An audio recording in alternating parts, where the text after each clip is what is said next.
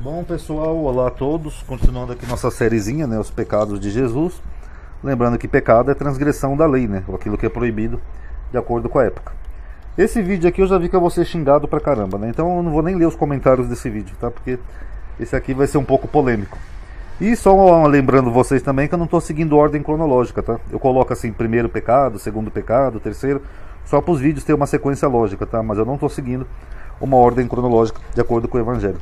E se estiverem gostando, tem mais, tá? Aqui eu tô acho que já no quinto ou sexto, sei lá. Acho que é o sexto. Mas tem mais ainda, tá? Se quiser eu posso continuar aqui a sériezinha, a playlist.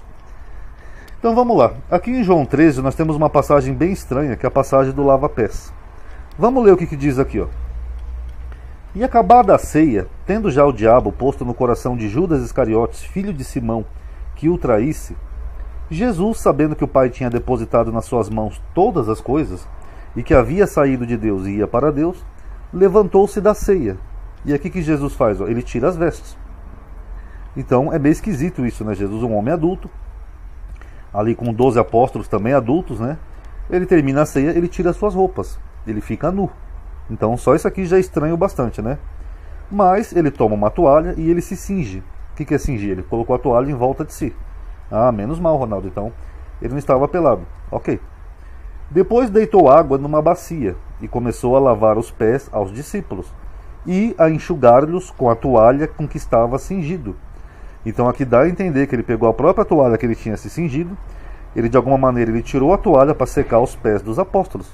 Meio estranho isso, né? Então Jesus literalmente ele ficou nu nesse episódio aqui, porque a toalha que ele tinha se cingido, ele usou para secar os pés dos apóstolos. Aproximou-se, pois, Simão Pedro, que lhe disse: Senhor, tu lava-me os pés a mim? Respondeu Jesus. Pintou um clima. E disse-lhe, tô brincando, o que eu faço não sabes tu agora, mas tu o saberás depois. Disse-lhe Pedro, nunca me lavarás os pés, Senhor. Respondeu-lhe Jesus, se eu não te lavar os pés, não tem parte comigo. Então o que está acontecendo aqui? Ó? Pedro acha estranho esse ritual que Jesus está fazendo. E aí Pedro, de certa forma, ele protesta. Não, você não vai lavar meus pés não, Senhor. Aí Jesus dá uma intimada nele. Olha, você não sabe o que eu estou fazendo agora. Porque não era uma coisa comum isso daqui. Não é uma prática judia isso daqui. Mas você vai saber depois. Aí Pedro é praticamente obrigado a aceitar e ainda responde. Senhor, não só os meus pés, mas também minhas mãos e cabeça. Tanto que, nos versículos seguintes, depois do rito, o autor fala que só depois que Jesus se vestiu. Depois que lhe lavou os pés e tomou as suas vestes e se assentou outra vez à mesa, disse-lhes, entendeis o que vos tenho feito? Então aqui você vê, ele tomou as vestes, porque ele estava sem veste nenhuma, lavando os pés dos apóstolos. Imagina um cristão desses, né, hoje em dia, que são a maioria moralista, né, vivem com a Bíblia na mão, em defesa da família, amadinho, que não sei o quê. Imagina se um cristão desse pudesse voltar no tempo, se tivesse uma máquina do tempo. Aí chega lá e ele encontra Jesus. Ai, Jesus, eu te amo, não sei o que. Ele fala, que bom, filho, vem, eu vou ter uma ceia hoje com meus apóstolos, você está convidado a participar. Aí chega lá, Jesus tira suas roupas na frente desse crente e começa a lavar os pés dele. O que você acha que esse crente ia achar, pessoal? Então só aí vocês veem, né, que essas passagenzinhas aqui da Bíblia, eles ignoram completamente. Mas, como se não bastasse, né, esse ritual estranho aqui de lavar pés sem roupa, quando Jesus é preso, segundo Marcos, diz assim, ó. Lembrando que eu estou tomando a Bíblia literalmente, tá? Como está escrito, tá? Independente da passagem ser real ou não, ou ter um simbolismo, eu estou tomando a Bíblia no sentido literal. Todos os dias estava convosco ensinando no templo, e não me prendeste. Mas isso é para que as escrituras se cumpram. Então, deixando-o, todos fugiram, seus apóstolos. E um certo jovem o envolto em um lençol sobre o corpo nu. E lançaram-lhe a mão, mas ele, largando o lençol, fugiu nu. Então Jesus é preso, dentro da narrativa, numa véspera de Páscoa, né? Uma época que é frio em Israel. O que estava fazendo um jovem seguindo Jesus nu, apenas com um lençol? E depois ele larga o lençol e foge nu. Meio estranho, né, pessoal? Até hoje eu nunca vi uma explicação lógica sobre isso, das pessoas que tomam a Bíblia como literal. Então nós vimos que Jesus tirou suas roupas para lavar os pés dos apóstolos, e tinha um jovem que seguia ele praticamente nu, só envolto no lençol. Agora, qual que é o problema? O problema é que na cultura judaica, pessoal, isso aqui não é permitido, entendeu? Isso aqui é pecado. Tanto que você vê que as regras de veste são bem rigorosas na Torá. Você tem até Paulo, né, falando que a mulher tem que usar véu, tudo, porque senão a mulher está desonrada. Então eles tinham que se vestir com pudor naquela época. Não era comum na tradição judaica você ver a nudez de outra pessoa, a não ser que fosse um sinal de vergonha.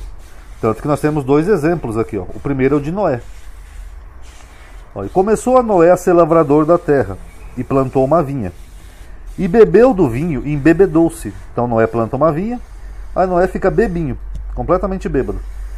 E descobriu-se no meio da sua tenda, ou seja, Noé ficou pelado no meio da sua tenda. E viu Cão, o pai de Canaã, a nudez de seu pai. Aqui, ó. Então Noé, só para contextualizar, ele planta uma vinha, ele bebe, ele fica bebinho, aí ele fica pelado lá no meio da tenda dando um show. Ah, Deus não existe. Eu inventei Deus para os meus filhos. A arca não fui eu que fiz a arca, não. Bebinho. Aí o filho dele vai lá e vê o velho o quê? Pelado, nu. E fê-lo saber a ambos seus irmãos no lado de fora. Então tomaram Sem e Jafé uma capa, e puseram-na sobre ambos os seus ombros, e indo virado para trás. O que ele está dizendo aqui? Que eles foram de costa, para não ver Noé pelado. Cobriram a nudez de seu pai, e os seus rostos estavam virados, de maneira que não viram a nudez de seu pai. Então eles foram de costa, cobrir o pai deles bêbado, justamente para eles não ver o pai pelado, porque isso era vergonhoso demais, muito vergonhoso. Tem até aquele versículo de Isaías que eu devia ter posto aqui, eu esqueci, que Deus mandou o profeta ficar pelado. O profeta Ezequiel. Eu vou tentar colocar aqui o versículo para vocês verem, que é uma forma simbólica dele castigar o povo, que era um sinal de vergonha. E despertou Noé do seu vinho, e soube o que seu filho lhe fizera, e disse: eu não acredito, ele não fez isso. Maldito seja Canaã, servo do servo seja os seus irmãos. Por que ele amaldiçoou Canaã? Porque Canaã viu ele pelado, viu a nudez dele aqui, ó. Então na cultura judaica isso é proibido, tá bom? Outro exemplo que nós temos aqui é o do rei Saul. E avisado disto, Saul enviou outros mensageiros, e também esses profetizaram. Então enviou Saul ainda os terceiros mensageiros, os quais também profetizaram. Então também foi ele mesmo a Ramá, e chegou ao poço grande que estava em Secu. E perguntando disse: onde estão Samuel e Davi? Porque Saul queria matar Samuel e Davi. E disseram-lhe: eis que estão em Naiote, em Ramá. Então foi para Naiote, em Ramá, e o mesmo Espírito de Deus veio sobre ele. Ok, então Deus, para impedir que o rei Saul matasse Samuel e Davi, Deus manda um espírito sobre ele, ó. E ia profetizando até chegar em Naiote, em Ramá. E ele também despiu as suas vestes, ok, o rei Saul ficou peladão, e profetizou diante de Samuel. E esteve nu por terra todo aquele dia e toda aquela noite. E por isso se diz: está também Saul entre os profetas? O que ele quer dizer aqui? Que Deus fez o profeta, o rei Saul, ficar peladão, num sinal de vergonha, porque ele queria matar o profeta Samuel.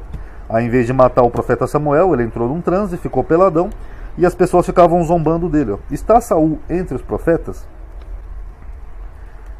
Bom, e aqui nós temos a passagem de Isaías, né? Que diz assim, ó: nesse mesmo tempo falou o Senhor por intermédio de Isaías, filho de Amós, dizendo: vai, solta o cilício de teus lombos e descalça os sapatos dos teus pés. E assim ele fez, indo nu e descalço. Então Deus fez o profeta Isaías andar nu e descalço. Então disse o Senhor: assim como meu servo Isaías andou 3 anos nu e descalço, olha só, o profeta ficou 3 anos andando pelado, por sinal e prodígio sobre o Egito. Então essa nudez de Isaías, ela tem um motivo. Ela era para ser um sinal para o Egito e sobre a Etiópia. Assim, o rei da Síria levará em cativeiro os presos do Egito e os exilados da Etiópia, tanto moço como velhos, nus e descalços, e com as nádegas descobertas. Para quê? Para vergonha do Egito. Então você vê que a nudez era uma coisa vergonhosa. Então quando Deus manda o profeta simbolicamente ficar pelado, é um sinal para o Egito e para a Etiópia. Quer dizer que eles iam ser levados nus pelo rei da Síria para expor a nudez deles, ó, as nádegas descobertas aqui, ó, o bumbum de fora, aqui, ó. Tá na Bíblia. Então isso daqui era um sinal de vergonha. Então ele faz o profeta se submeter a isso como um sinal do que iria acontecer com o Egito e com a Etiópia. Então só aí você vê que a nudez não era uma coisa muito normal, era uma coisa vergonhosa. Tanto que a Bíblia usa como eufemismo a expressão descobrir a nudez, que é um eufemismo para sexo. Aqui em Levítico todo, tá? Eu só isolei um trechinho só para ilustrar para vocês. Ó. Não descobrirás a nudez do teu pai e da tua mãe. Ela é tua mãe. Não descobrirás sua nudez. Não descobrirá a nudez da mulher do teu pai. É a nudez do teu pai. A nudez da tua irmã, filha de teu pai ou filha da tua mãe, nascida em casa ou fora de casa, a sua nudez não descobrirá. Aqui no caso é um eufemismo para sexo. Mas o eufemismo ele usa esse termo justamente por isso, porque na cultura semita não é comum ver a nudez de alguém. Tanto que vocês podem ver os muçulmanos também são semitas, né? Eles são próximos dos judeus, que eles têm uma origem comum ali no Oriente Médio. Os muçulmanos usam turbante, usam aquelas roupas compridas, as mulheres usam véu, niqab, tudo aquilo. Então você vê que não é comum, nudez é sinal de vergonha.